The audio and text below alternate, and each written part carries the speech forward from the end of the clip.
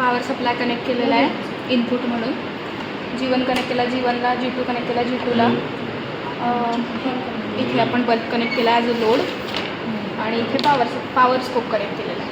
Okay, so आणि इथे आपण DSO कनेक्ट केलेला आहे. याच्यात आपण जसा आता याच्यात आपल्याला कॅल्क्युलेट करायचा फायरिंग अँगल आणि कंडक्शन अँगल.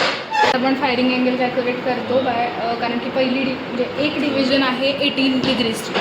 सो 18 इंटू इथे आहे 5 division. So 18 into 5 is 90. So 180 minus 90 degrees येतो आपला कंडक्शन अँगल. तर जसं आपण इकडे वाढवतो as alpha is equal to 1/c म्हणजे फायरिंग अँगल जो आहे तो इन्व्हर्सली प्रोपोर्शनल असतो कंडक्शन अँगल. सो जसं आपण हे वाढवतो तसं इथे बल्ब ग्लो झालेला पण दिसतोय तुम्हाला आणि इथे डिव्हिजन्स पण वाढले होते. So instead of calculating firing angle we calculate conduction angle. ह्या डिव्हिजन्स कॅल्क्युलेट करायच्या आणि या डिव्हिजन्स कमी होतात. सो एवढंच कॅल्क्युलेट करायचं याच्यात. याचा फॉर्म्युला आहे